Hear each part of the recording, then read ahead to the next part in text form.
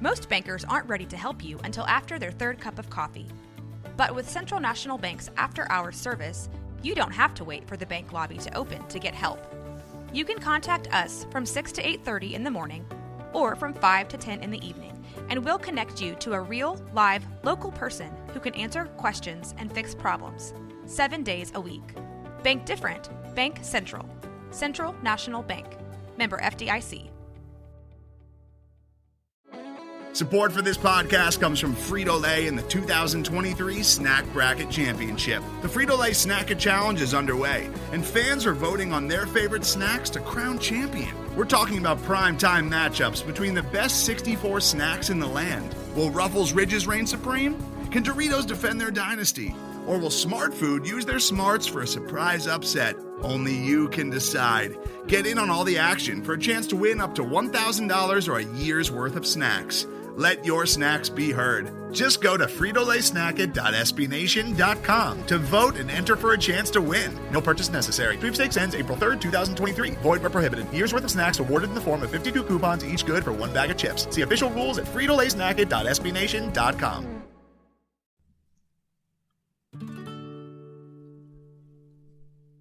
Welcome to Women's Hoops and Talks, where we are elevating the voice of women in basketball. We are part of the Almighty Baller Radio Network, and you can find the What Podcast in the Blazers Edge podcast feed. I'm Tara, and I'm joined once again by my co-host Kendyl. Kendyl, it's good to have you back. Good to be back. I feel like it's been forever since we recorded, or since I recorded one of these. It's been a while, and a lot has happened, both to our team, the Portland Trailblazers, and in the NBA. I mean, I'm still not haven't completely accepted it. I keep checking my app, thinking I'm going to see a Blazers score or something. I still have not mentally accepted it yet. That they're done, but yeah. Yeah, I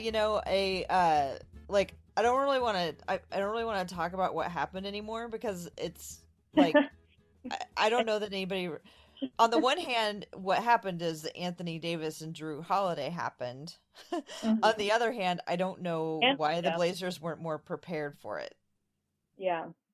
Well, I mean, I think what this series really showed is that if Dame is not available, the rest of the team is just not strong enough to beat a team like that, especially in the playoffs. I mean, obviously Dame wasn't injured or anything, but they were double teaming, triple teaming. They were throwing so much at him that he was basically just not available half the time.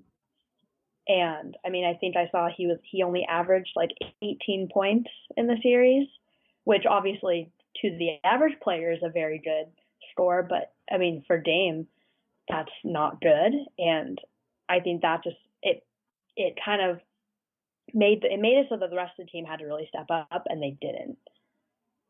And I think that's a big issue, which I'm sure we'll get into and talking about this summer. But I think that really just shows kind of where this team still is that they're not consistent enough, and Dame really is 100% holding this team together. Well, and even the role players who did perform, to their level of expectations, Al-Farouq Aminu had a great series. They didn't go down because of Al-Farouq Aminu. That guy was hustling the entire time. But his ceiling is not enough to make up for when, like you said, Dame is not available and able to reach his ceiling. So even the guys who stepped up, it just wasn't going to be enough. But yeah, let's actually, instead of dwelling on that, let's look ahead and talk about what you think some of the off-season goals will be for the team. I mean, we're not in their head. We don't know exactly what they're going to do, but with the combination of exit interviews and educated guesses, we can make some, I have some ideas about what some of the players or what the team might be focused on in the off season. Got any ideas? Well, I think the first thing that they obviously, I think they're going to be looking at is coach thoughts. Obviously the reports came out pretty much right after the series was over that his job was possibly on the line. how much value that report had, I don't know. But I think it was this morning, maybe yesterday. So now it came out there saying they're not planning on getting rid of him. But I think that definitely, at least they looked at that. And they may still be, I don't know. But as far as like the roster goes, this is the first, last year we didn't have any free agents. So I think this summer now also we have free agents and no cap space. But we have some pretty valuable free agents that are up. You have Yusuf Nurkic, Ed Davis, Pat Connaughton, and who's the Shabazz, that's right. Those are 4 people that I think, while I don't think any of those 4 are 100%, there's no Dame or CJ, but all 4 of those have been huge assets to the team this season. I think out of those, the one that probably has been the least in a lot of ways has been Nurkic, which in a lot of ways people are saying, oh, he's the big one they need to re-sign. But I think especially with someone now like Zach Collins, where there were so many games where they'd pull Nurk out and put Zach Collins in, and Nurk wouldn't play the rest of the game, or he would only play a couple more minutes. And that was happening pretty often. And I think that that's kind of a sign that shows like, okay, maybe Zach Collins isn't 100% ready to start, but I think that at the moment he's more valuable and they don't have to pay a bunch of money for him, because I think Nurk might be going and looking for a lot of money, which the Blazers just don't have. So I think I don't see the importance in re-signing him. I know I've told you this before, but I don't think that they should, unless they can and they can pull it off. But I don't think that they shouldn't get rid of anyone else just to sign Nurk. I don't think that should be a priority. I think the biggest priority of those 4 is Ed Davis, which I think a lot of people agree with. I think he, in so many ways, he is almost, even though he's not a starter, I feel like he is definitely one of the most important players on the team. And yeah, do you feel like Ed Davis has kind of taken on the sort of Wesley Matthews, or even going back to the old days? I don't know if you were watching like when Brian Grant was on the team, but I feel like Ed Davis is kind of sliding into that territory of like heart and soul guy, you know? Yeah, I definitely think that. I think not just for the team, just as players, but I think just kind of the culture around the team. He is, I believe he's the oldest player on the team, right? I think Evan Turner might be older, yeah. But they're both they're close in age. Yeah. I guess him and Evan Turner are kind of the closest things that the Blazers have to vets, which both those guys have definitely been around. Yeah, but they're still young, but I think that still having them in that locker room is still, I think, having just players like the longer they've been in the league, even if they aren't adding as much playing value, I think just having people like that in the locker room is so valuable. That's why I remember last season, I don't know if I ever talked about this, but last season I was really pushing when there was reports that right before the Nurk trade that Blazers were going after Tyson Chandler, and I was a huge fan of that move because I wanted, not only do I really like Tyson Chandler, but I wanted a presence like that in the locker room. I think that's something the Blazers are really missing. So to have someone like Ed Davis, where like he's kind of the closest thing we have to that, him and like Evan Turner. So I think that, I don't think people put enough value on that side of it sometimes, and people don't always pay attention to that because they don't maybe directly see that. But I think that that's very valuable too. Well, and also, we all have heard that the roster is not done yet. I can't remember what Olshay's phrase was, but he was reminded everybody that, Last summer too. What was that? Didn't he say that last summer too? Right, yeah. To be fair, it's true. A roster is never done. Things are always changing. And even if you're the team from the Bay Area, you're still adding pieces around the edges. They just brought on Swaggy P last year. So things are never done. He was, I guess, the final piece that they needed. But also just in terms of, having those, guys around, they're guys who are willing to do what the team needs them to do, and they're willing to do it in whatever capacity the team needs them to do it. It appears anyway, as opposed to somebody like Melo, who is still saying that he's not going to come off the bench. And so the veterans, these older guys that the Blazers have are there and willing to do whatever it takes to make the team better and to make the other players on the team better, which I think is a nice thing. But I want to move on a little bit to some of the individual goals that these guys might work on, whether or not they talked about it in the exit interviews or just somebody always adds some new thing. One thing that I was kind of surprised at with the exit interviews is how much talk there was about people's weight. I mean, Zach Collins obviously needs to gain weight, and then Evan Turner said that his coaches told him he needed to not come back heavier like he did last year, which I thought was kind of funny.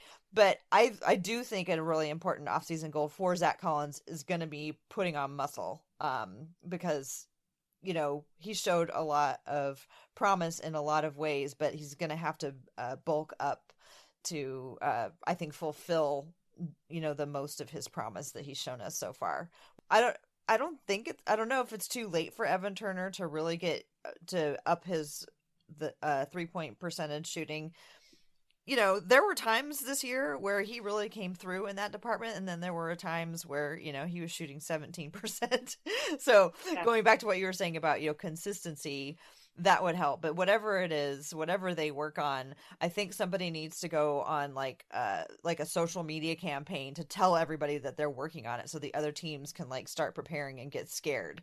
So that whole hoodie Melo thing last summer, which was ridiculous, and I can't believe people actually fell for it, but people do fall for that. So I think we need to have some sort of social campaign with Ed Davis and 3-point shots or something like that. Get all the other teams worried, oh my God, did Ed really add a 3-point shot? Yeah, and as far as is it too late for someone like Evan Turner? I mean, I don't think it's ever too late.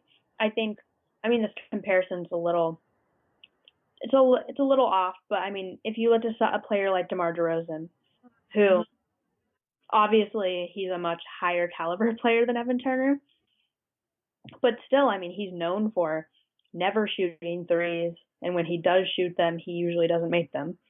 And all of a sudden, he's still not shooting a ton of threes this season, but he shot he was shooting way more, and he was having a much better percentage. So, and that's something that he said he's worked on a lot. So I think it's too late for Evan Turner to become a Dame level 3-point shooter or CJ level shooter. But I think to be a solid, just a threat at the 3-point line, I think it's not too late for any of them. Well, what are you most excited about for next year? Or I should start off with not assuming anything. Are you excited about next season? And what is it you are most excited about? Well, I'd love to say that I'm excited, but I was super excited going into this season before the summer, and then the summer really disappointed me. Mm-hmm. So, obviously I was very happy with how the season turned out, but once the season started, I was not as excited as I was before the summer, because I was really thinking, we're going to do something over the summer. We're going to make some sort of trade that's going to at least slightly make a difference. And I was excited when we got Zach Collins, because I watched him in college. I watched him play when he was in college, so I was excited for that. But that was really the only thing that had me excited going into the season. So as of right now, I'm going to say yes, but I'm also very hesitant based off of what happens this summer. Mm-hmm. So I'm really hoping that something happens. And at least now, since we have free agents, we're going to at least lose people. Something has to happen at this point. Yeah, something has to. So I think we're in a situation compared to last summer where they could get away with not doing anything. This summer, they can't really get away with not doing anything. And especially coming off of a season where we were the 3rd seed, I think there's more pressure for them to do things. So I'm excited for that. I'm excited to see what happens for the summer. As far as how next season's going to be, asked me in October after everything happens, and then I may or may not be as excited, but hopefully I'm more excited by the end of summer. That's the goal, is that they do something that gets me more excited. I'm actually just trying to prepare myself for a very boring summer. I mean, like you said, like they have free agents, so at the very least they have to re-sign their free agents. And like that would be the minimal thing. And at least, you know, it will be interesting news to find out how much they sign everybody for. But I'm trying to just prepare myself that basically nothing is going to happen again this summer. It would be awesome if something did, because I love it when things get shaken up a little bit. I mean, I love the team as it is, but I think when you introduce a few new elements, that makes everybody have to pay attention a little bit harder. So I get continuity being something important, but also I think continuously introducing new things here or there also keeps everybody sharper. So I'm hoping that something happens, but I'm trying to just mentally prepare myself for another summer. And I just hope we don't like make another trade and stretch another player, because that's like the least exciting. That's like like negative exciting. It's not like it's worse than not exciting. It's like negative exciting when they get a player and stretch a player. Yeah, I think they have to do something. And I think that kind of where they're at right now is they're probably going to have to get rid of someone that maybe fans don't necessarily want them to get rid of. And I don't know who that would be, but it could be someone like an Aminu or a Harkless or someone like that, where fans don't necessarily want to see them gone, but that might be the only way to get something back that's really going to make a difference. So I don't know. So you know how I'm on this Aminu Appreciation Society thing that's going on?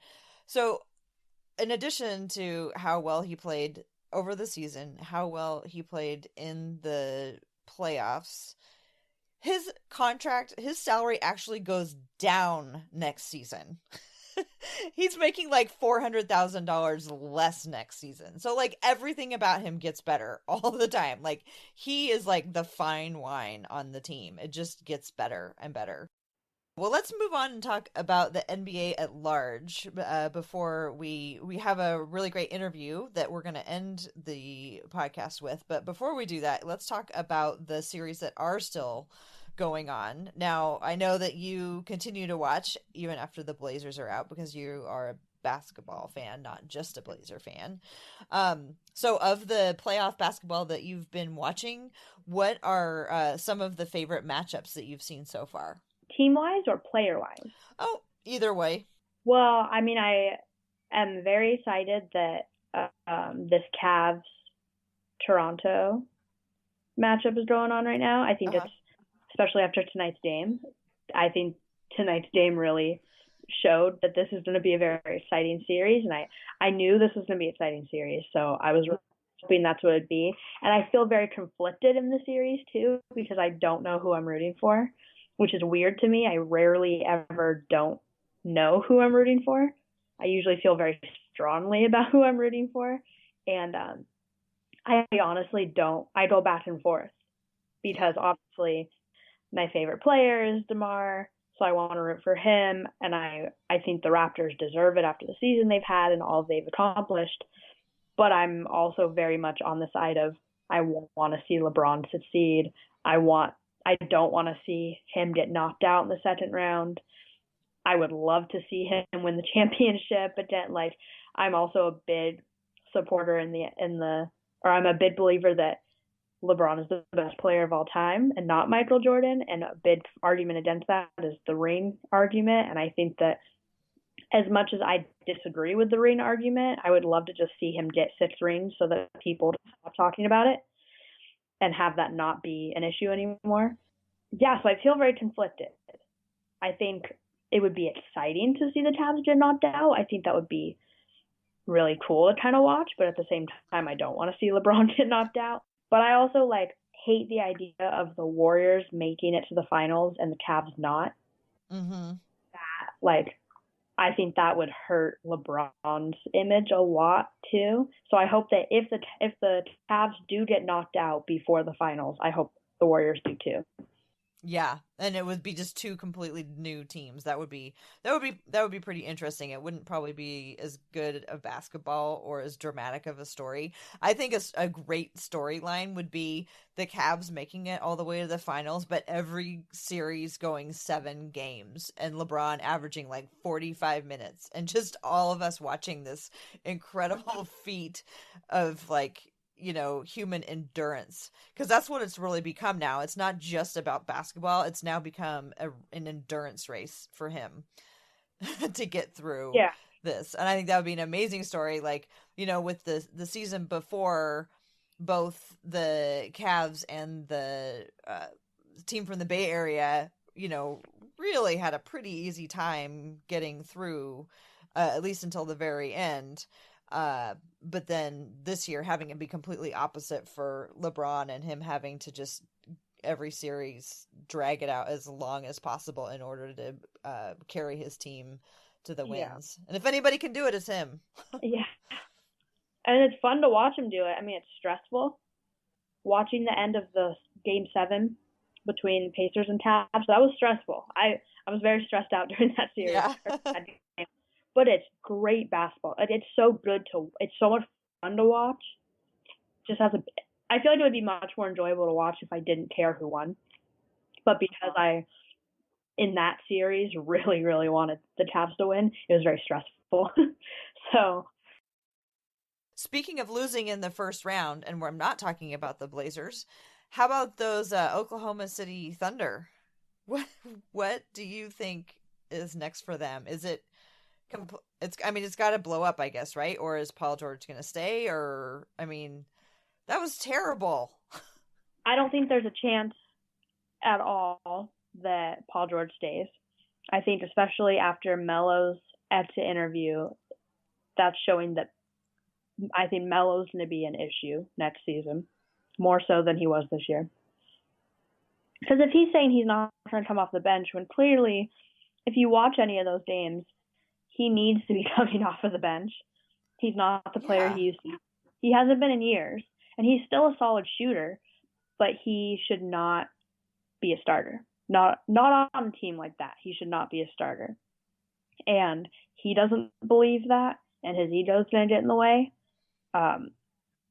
So I actually I heard an interesting thing where people are talking about, like, are they going to just let him start if he decides to stay, if he takes up his player option and stays? Because no one else in the league is going to pay him $28 million a year. Like, he's not making that money anywhere else, so he'd be stupid to not take his player option. Like, he'd be stupid to not take that money this next season. So he's going to do that. But then what I saw is people were saying, like, okay, well, are they going to put him in a position where they, like, maybe they don't want to be paying that money? So they're going to say, no, if you're just staying here, you are going to come off the bench. And then that puts him in the position of, okay, what matters to him more, the money or being a starter? So I could easily see that happening. And who knows? I mean, what does he care more about, his ego or his money? And with Melo, I don't know. Like, I think I honestly could not tell you. I don't know what he would do. And I kind of hope they do that. Because I don't think that he should be dictating whether or not he's a starter. No, I mean, again, it goes back to, like, you know, those veterans who know that their role is to do whatever the team needs. Yeah. And he is not there yet. Well, and the other thing, what do you think about, we touched it, you were a guest on the Blazers Edge Weekly podcast. That was really fun. I hope you had a good time coming on. But what do you think about the idea that Portland trading for Melo, and sure, it's a $28 million cap hit for this year, but if you're able to trade away 2 contracts that would go on for 2 years, would it be worth it to just, like, blow it up for a year, have it just be up in flames, but have that cap, basically have a little bit of relief from this cap trouble a year earlier? I think in theory it wouldn't be a terrible idea, but I don't see OKC taking anything I don't think they really want anything from us, honestly. I think the pieces from us that they would want are the ones that we wouldn't be giving up. So I don't really see a deal there that would work. I think in theory it would be great if they could make it work, but I think I just don't see anything that would make sense that both teams would agree to. Well, they could do Evan Turner and Mo Harkless, and Evan Turner could be like the quote unquote secondary ball handler. I mean, Russ is going to take 43 shots in a game. Like, you know, give Evan Turner 4 mid-range jumpers. That could be like a good role for him. And then, Maurice Harkless could just run around. I choose those two because they add up to roughly the same salary as Melo. I don't know. At first I was like, absolutely not in a million years. That's a terrible idea. Who in the world would pay Melo $28 million? But then I realized, but if Portland took on that contract, it would shorten the pain, I guess.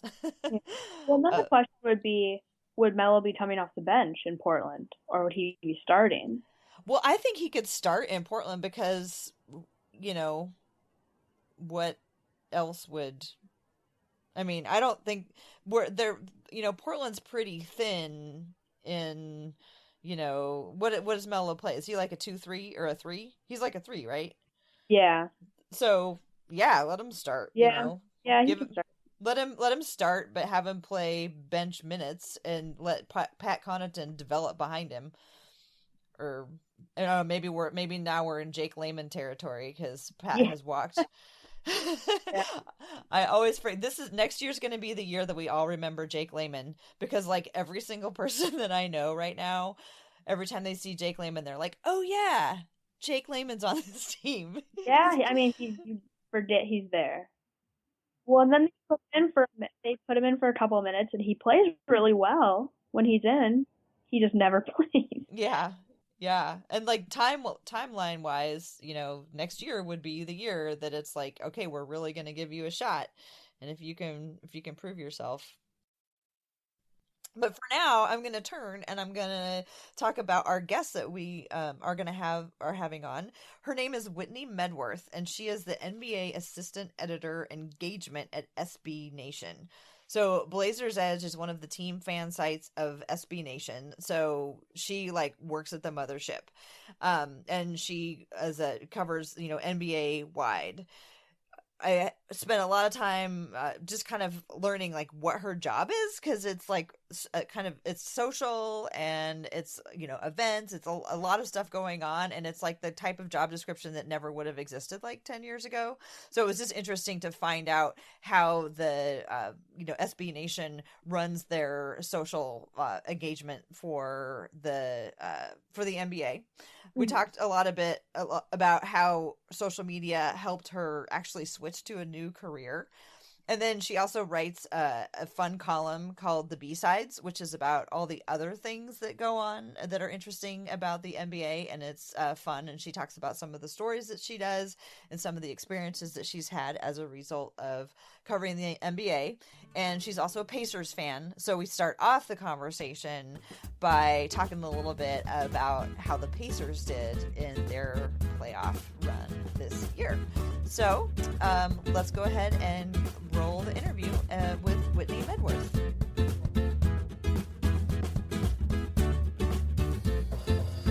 Whitney, thank you so much for your time today. As an NBA writer, you are probably totally swamped right now with playoff coverage, so I really appreciate you taking a little bit of time out of your busy schedule to talk to the Women's Hoops and Talk podcast. First of all, I want to congratulate you as a fan of the Pacers on how your team did in the playoffs. Although, are you allowed to be a fan of a team?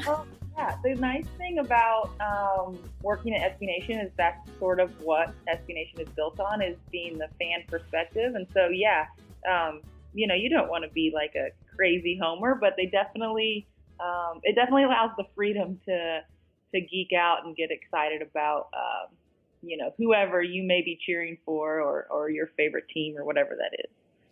So as a fan of the Indiana Pacers, who just gave LeBron James all that he could possibly handle in the first round, how are you feeling about how your year went? It's really interesting because a year ago, LeBron and the Cavs swept the Pacers in a 4-game series, but the series was really close. I think it was like 16 points between all 4 games. And it was kind of LeBron's best match series throughout the playoffs last year, even though it was a sweep. But the looming, like, Paul George, is he happy here? Is he not? Is he going to leave? Was like really daunting as a fan. It got really heavy and dark.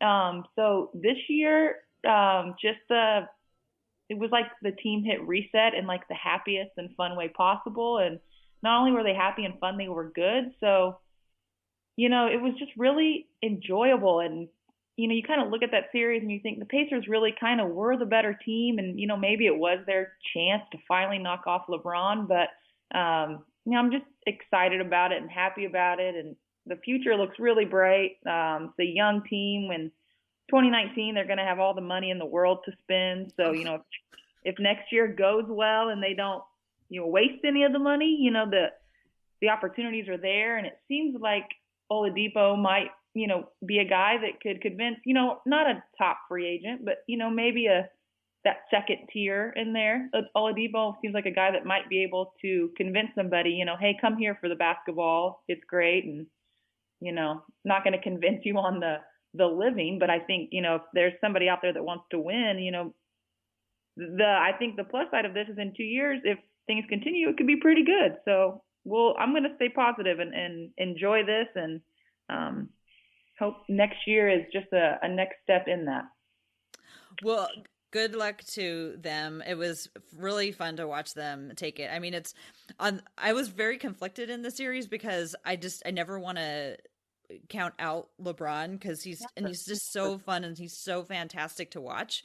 Yeah. But it was amazing, watching Indiana adjust to try to do everything they could to take him out. And for him, I mean, they may have worn him out. I mean, I don't know if that's possible. Well, but last night he said during his press conference, he said he wanted to go home. He was tired. Like, that's unprecedented. I could not believe he said that. Like, oh my gosh, it's almost like, are you getting older, LeBron? Is this really happening? As a fan, I wanted the Pacers to win, but as someone who covers the league, I kept thinking, I don't necessarily want to go the rest of the playoffs without LeBron, though. Like, I need that, and I want that. So, it was, I guess, sort of a win-win for me in that regard. But yeah, LeBron, he's really having to carry the Cavs right now. And I don't know what will happen against Toronto because Toronto's bench is really good. So I don't know. Well, it'll be really impressive if LeBron can continue to work his magic through these playoffs. I wonder if anyone's ever played 48 minutes per game for an entire series. I mean, at age 33, year 15, I mean, it's remarkable. I read that he drinks a lot of Fiji water. He won't say that out loud. He won't endorse it, but he does. So I think I'm about to start drinking. Yeah. Fiji water too. I'd do that. We could stock up on that. Although when he was still in Portland, LaMarcus Aldridge had 2 40-plus point games in a row against Houston in the playoffs, and he said that he'd been drinking coconut water. So everybody in Portland started drinking coconut water. And then he left, so the coconut water sales just bottomed out after that. I know how that feels. Well, again, thank you so much for taking time. And I'd like to go ahead and learn a little bit more about you. I mean, I know that you are a writer and editor at SB Nation, but I'm curious how you got into sports and basketball in particular, how you ended up as a writer and doing what it is you do today. Yeah, I took a kind of a winding path. When I was in school, journalism was definitely something you could do, but social media wasn't. And everything that kind of exists now in the digital space wasn't really there. So I obviously played basketball growing up and did some stuff in college with it. But in college, I went to school for sports management and event management, because to me that was kind of the easiest way for me to stay involved with sports and do events. So I started down that path for quite a while. Even after college, I went to grad school, and even after that, stayed in event management and sports for a long time. But started to be on Twitter around 2008 and 2009, like everyone else started to, and started to build up my account. And I really, truth be told, I grew up a huge Lakers fan. I actually didn't grow up a Pacers fan. But I grew up a huge Lakers fan, and I got on Twitter to follow the Lakers more closely. But as basketball Twitter, as they call it, or NBA Twitter, or whatever you want to call it, started to grow, I noticed that there was no real presence for the Pacers. They weren't very good at the time, and I just noticed that they didn't really have a Twitter presence much in terms of fans or people following them. So strategically, I thought, you know what? I'm going to try this a little bit. And so I kind of got into the Pacers niche, started going to Pacers games a lot. They used to do this deal where if you tweeted at the Pacers who would be the leading scorer after a game, so you predict for a game. Say they had a game on a Tuesday night. Before the game, they'd ask, who's going to be the leading scorer? Back then, the only literal option was Danny Granger. So a friend and I, one of us would always tweet Danny. The other would tweet somebody else, take your pick for the night. And we were rarely wrong because the Pacers were terrible. That's all the options they had. So we got free tickets, I think, like in the 2009 season for like almost every home game. So it just kind of started this thing where I was tweeting more, and I just started to build up a little bit of a brand on Twitter while I was still doing event management. So it was just kind of doing it for fun. And then in 2000, I did this for a long time. I started to write a few places like 8 Points, 9 Seconds, which is a fan-sided blog. But it really wasn't until 2015 that SB Nation reached out to me and asked me to join their social media team. And I had been trying to kind of, build my brand in a way that a potential career switch could come. And so 2015 was the first time that it sort of started to come to life. And so I worked part-time for SB Nation's social media for a while. And then eventually just that continued to grow, and it got to the point where I could do it full-time. I switched over to the NBA team at SB Nation, and it's just all sort of kind of grown and snowballed into what it is now. And I did the whole big old career switch, went out of event management into the media side of it, and that's where I am now. So it was kind of a winding path, but it was always sports the whole time. I just kind of eventually decided I wanted to go to the other side of it, which was the media side. I want to probably get back to some of the questions about social media and Twitter, but I want to learn a little bit more about the work that you're doing now, the writing that you do, and in particular give you a chance to tell people about the B-sides, because I love your B-side column. They're super entertaining. So can you explain a little bit about the types of things you write about now, and in particular about the B-side columns? Yeah. So my job is I do a little bit of everything. So my technical title is I am the assistant editor, which is really sort of a deputy editor role. When people hear assistant editor, I think they immediately think that it's just probably straight up like, editing pieces as they come in. But my job's a little more wide ranging than that. So I'm planning out content for the day. I'm, monitoring engagement, monitoring traffic. Is that for the whole of the NBA portion of SB Nation? Yep, the NBA portion of SB Nation. I'm also, working through our social channels to make sure our content's being distributed in the right way, looking for new content, always looking for new ways to distribute things. And then one of the biggest things that I do is I run our live coverage. So, as, for example, yesterday, we had a team on working for the game, and I'm sort of, the coach for the day is the best way to describe it. Getting people in the right spots to cover the things we need, getting our content out there for people to read it. And then, making sure we're hitting all the angles, whether it's at night or we're writing follow-up pieces for the next day. So definitely directing traffic and making sure the entire ship is running, and then also coordinating that with the .com accounts to make sure, those social folks are getting our stuff out as well. So it's a little bit of everything. And that was probably never taught when you were studying in college, right? Because that type of thing didn't exist. Anything that you learned about event planning, though, that you apply to doing this type of management? I think that most people and, when you switch over, and I'm in media for the first time, technically it's a whole new world, but a lot of it really just has been management. And, being in event management, I was managing all kinds of different departments within the stadium. If say a concert comes in and, the artist requests 20 different things, you have to work with all the departments within the stadium to get those 20 things. Well, so many of those skills transfer over to, running a live event and making sure, that copy edit has the piece, and that social has the piece, and that, it's getting all the places it needs to go. So it's all so transferable. I didn't go to school for it, but I definitely, when it comes to the management part, the stuff I learned, running events is so valuable to what I'm doing now. So is it like every night is like a big event? Because I'm like stressed out just listening to you describe all the different things that you have to do. Like, how stressful is it?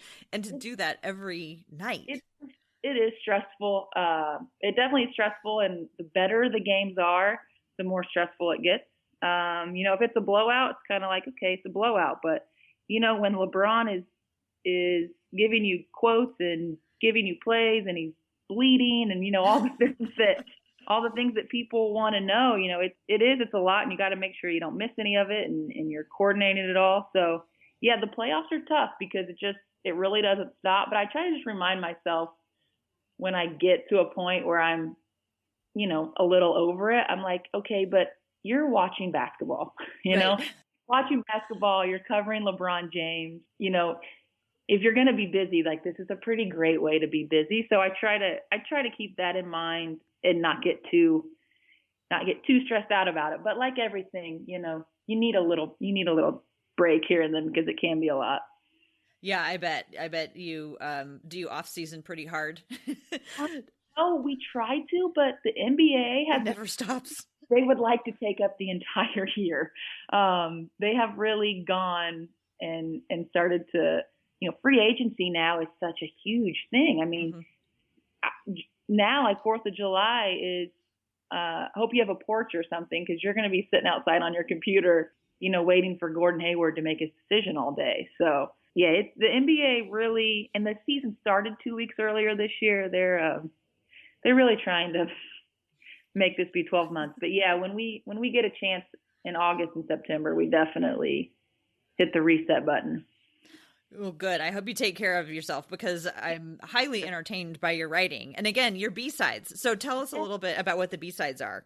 Yeah. So the writing isn't my number one job, but the cool thing about working for SB Nation is if you want to do something, or something piques your interest, or there's something that you're just really good at, they're going to find a way for you to do it. And we had talked about, getting everybody that works on the team, regardless of what their number one job is to do, to get their voice out into the internet a little bit more. And, this summer in the off season, we talked about ways for me to do that. And, there's enough people covering the X's and O's of the game and the rumors and the, analysis. But, one of the things that's always sort of been my brand online is stuff like B-sides, which is everything else that we like about the NBA. It's the Instagram posts, it's the outfits they wear before the game, it's the inside jokes, it's all those other weird, quirky things. And so that's what we came up with as a way to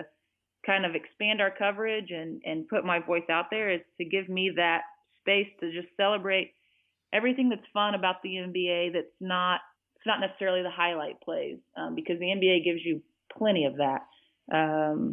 And so that's what B-sides is. And it was fun to do.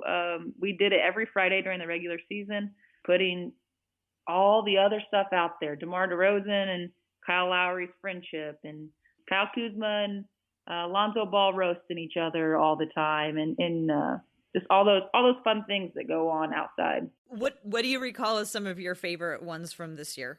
One of my favorite things that happened was the very first one I did. I wanted to put a section at the bottom that was my favorite photo of the week. So it was just going to be a cool photo I found. Maybe it was a funny photo. Maybe it was just like an incredible photo that, you know, a team account took or something. I didn't really have a limit on it. I just wanted to showcase, here's a really great photo from the week, because you see so many of them on Instagram and Twitter now.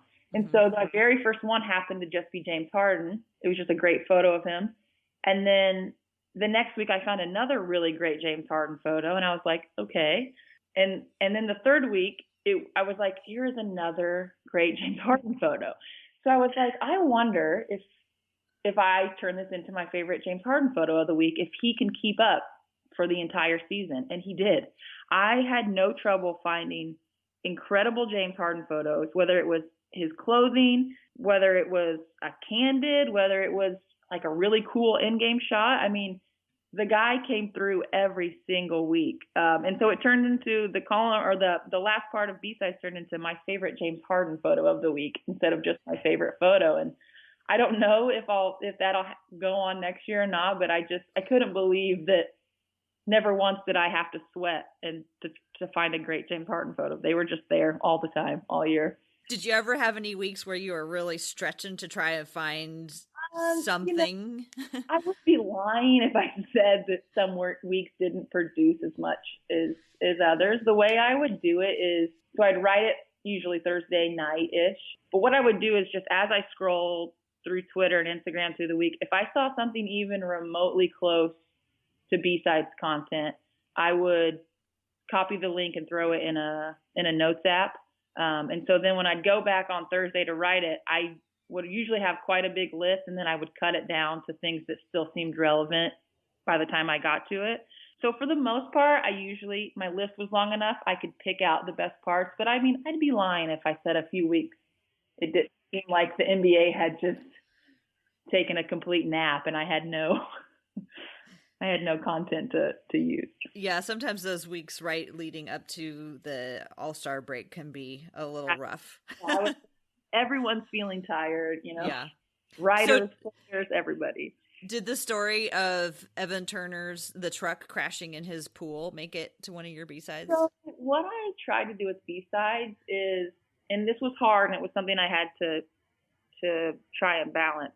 If I thought it was something that everyone absolutely already knew about it, I wouldn't put it in there. Oh, okay. I wanted B-sides to be stuff that I didn't think people knew so much about. So I didn't want it to just be a roundup of the week and most people would read about things they'd already seen. I wanted them to come to it and see, you know, it is my job to be on the internet all day, and it's not everyone else's. So I wanted to give them all the things maybe that they had missed, and give them also things to look ahead to. There for a while, Isaiah Thomas was wearing like a really creative shirt every game on the bench. And some people might not have noticed that, but I pointed it out, and then it was a running thing for a few weeks. And people would send me, you know, like, here's Isaiah's new shirt. Thanks for pointing this out. I didn't know I needed to be on Isaiah Shirt Watch.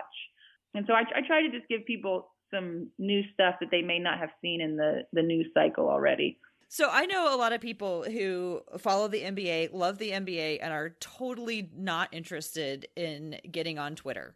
They just don't want to have anything to do with it. And I can't say I blame them, because, you know, you hear all kinds of things about, you know, what goes on Twitter. What would be your sort of elevator pitch for why people who love the NBA might want to check it out? And like, sort of how can they go about it without just like burning their eyes out the first time? Yeah. I think what can be daunting for people about Twitter when they're just getting started is where to start. There's so much out there that it can be so overwhelming, and I could see that. I think what the best thing about Twitter is that you get to make what your timeline looks like. So, you know, you could start with some people that you know you really like. If there's people that you really like to read their content, or people you see on TV you really like, I would start with them. And then just continue to build out your Twitter feed and have it be the stuff you like. If if hard X's and O's and breakdown of plays and stats is what you like, you could make your timeline look like that. If you want jokes and just the light side, there's plenty of that on Twitter for you too. So it can be daunting to start, but I think once you start to figure out those personalities and voices that you like, and even some of the team accounts are really great to follow. Blazers is one of them. So I think you can really tailor it to provide the experience that you want to provide on Twitter, and that's what I would recommend you do if you haven't already done that. Great, that's good advice. So stepping back, maybe from the social stuff, although include it if you want to, what are some of the most memorable things that you've experienced as a result of covering the NBA? Yeah. The coolest thing I got to go to the All-Star game this year for the first time as media. That was just a really great experience. I went to Media Day with the East and the West. I guess they weren't East and West. It was LeBron and Team LeBron and Team Steph. Did you ask any questions from the media? Yeah, so we went in, and the plan was to have the players tell us. So it was the right at the time of the Olympics. The Olympics were big then, so we did who would be on your bobsled team. And so we asked as many players as we could. It's a scrum, you're running from player to player trying to get questions. So we tried to get as many as we possibly could and ask them. And it was really fun because some players were super into answering. Karl Anthony Towns was one of them. James Harden was really into it. Kyle Lowry was really into it. Victor Oladipo was. So it was really fun to see some of those players totally buy in and give us, an actual answer to that question. That was a new experience for me. Really cool, really fun, really happy that I got to go. We did the game and slam dunk contest, but from your media seats, it's actually a better experience on TV than to do it that way. But getting to talk to the players and spend a little bit of time, not making them answer, whatever drama is happening around them, letting them just kind of show their personality a little bit was really fun. Did you find any of the secret tunnels in the Staples Center while you were there? We did look. We snuck around a bit. I went with Hector Diaz. He is a social producer. He lives in LA. He's a social producer for SB Nation. It was the two of us for the weekend. And we did try and sneak around a little bit. We actually ended up on the court, not on the court, but in the area of the court, and lasted there for a couple minutes before they realized our credentials were not for that area. And then we didn't cause any trouble. We did try to find the tunnels though. What are you looking forward to most about next season? I mean, I know you're still working hard with the playoffs and then there's the off season and stuff, but what are you looking forward to in the next year? Yeah, I think, the biggest thing is I think we're just all going to wait for LeBron and see what he decides. He kind of determines the entire league based on his decision. But I'm really excited about all these new players that are coming up. New Orleans looks really fun, and I know they didn't so play well. Good. They didn't play well in Game 1. I know that against the Warriors, but I mean the future there is nice. Philly is fun. Ben Simmons is incredible. So I think we got some new fun players. I think the league's in a good place. Still all revolves around LeBron a little bit, but I think it's in a really nice and fun place. And hopefully my Pacers can continue to make a jump and build on the success they had this year. I'm really curious about when guys like LeBron and these older statesmen, let's call them, of the league, when they turn into, I guess, the elder statesmen of the league, like when it stops being about, like when they admit, like, I'm not in my prime anymore, but I'm all about bringing in this new generation. Because like you said, there are some phenomenal rookies and first year players out there right now who are like making a difference and just tearing it up in the playoffs. So I don't know, if there's ever been a time where these guys who are in their mid to late 30s go, okay, I'm going to start, building for the future for this team. Do you think players are ever going to start, or are they doing it and I'm just not noticing it? Well, no, I don't think they really are. I would say that maybe Dwayne Wade is trying that, maybe. Okay, yeah. He did pretty well at accepting a bench role, going back to Miami, and I know that situation was all kind of strange, but he seems like he has transitioned nicely into being the old dude. Carmelo has not. I know. That was going to be my next thing. Like, talk about somebody who has not.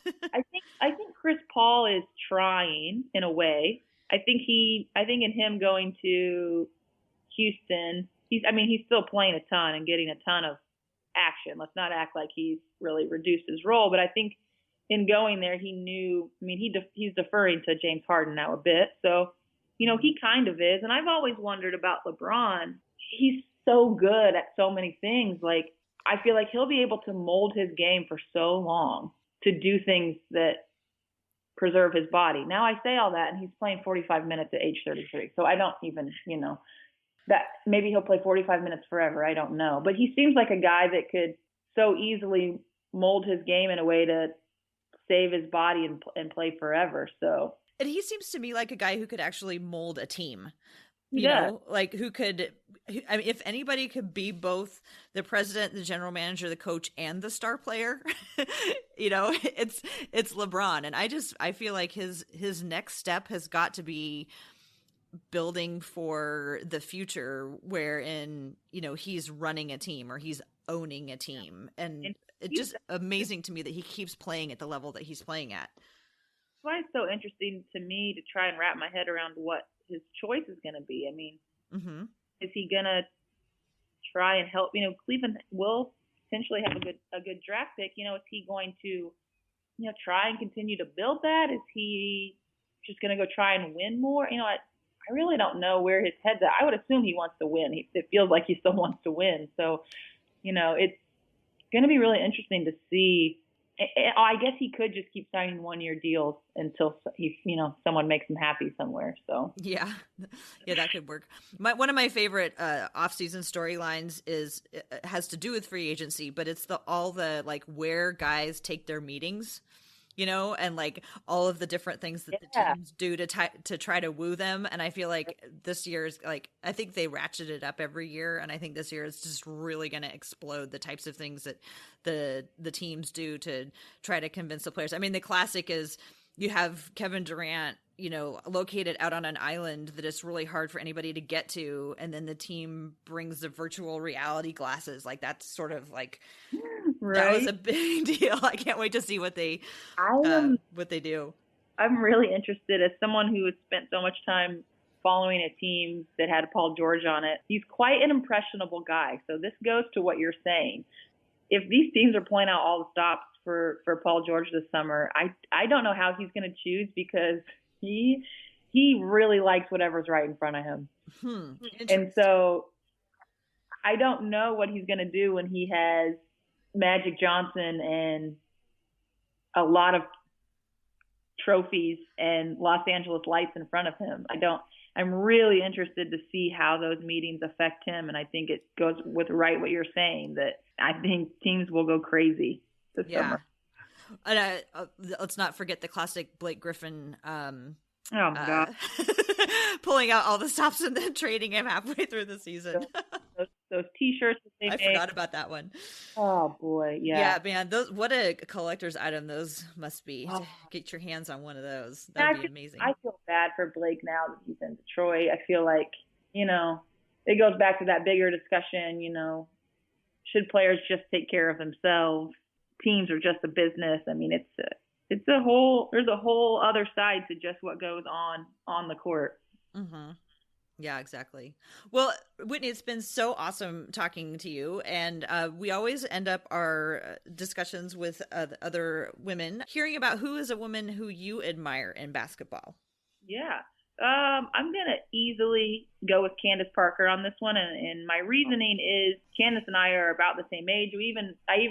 Back when I played AAU, I never beat a team that Candace Parker played on, but we were in the same place a lot of the time. So someone that I've known about for a long time, and Candace has had her struggles, but with injuries and all sorts of things, but to sort of at her age now is like climbing back to the top, and has sort of like retaken her place at the top of women's basketball.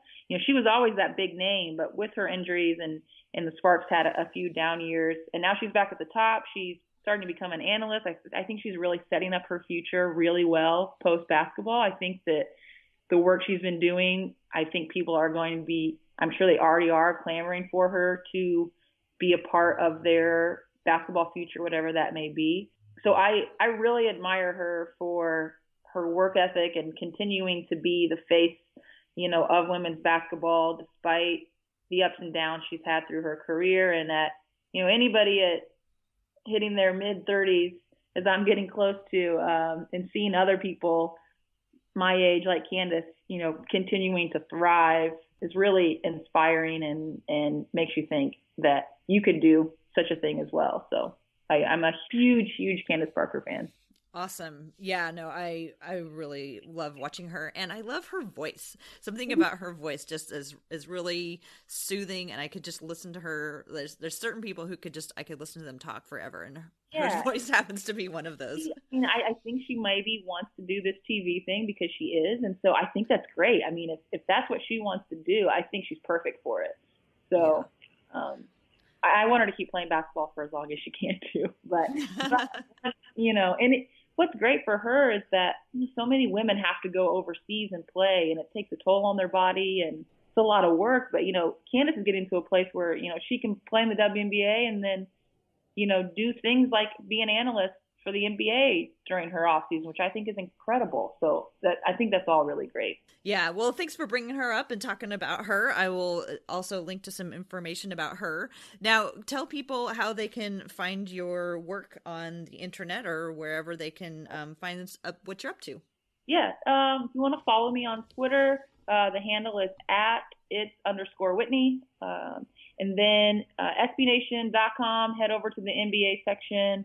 You can see me on there if you want to just Google, SB Nation B-sides, as in the other side of a record or a tape. That's what B-sides is.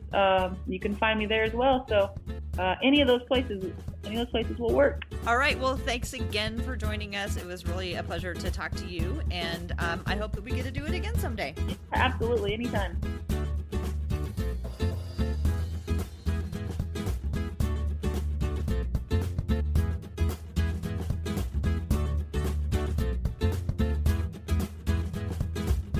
So that's going to do it for this edition of the Women's Hoops and Talks podcast, the What Podcast.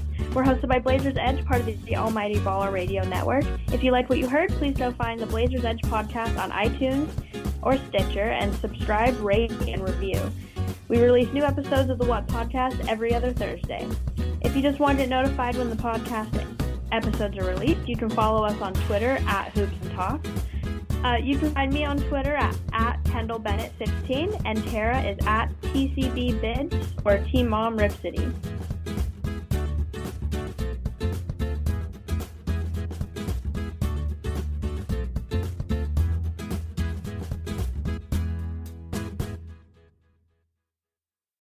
Today's episode is brought to you by Cars.com.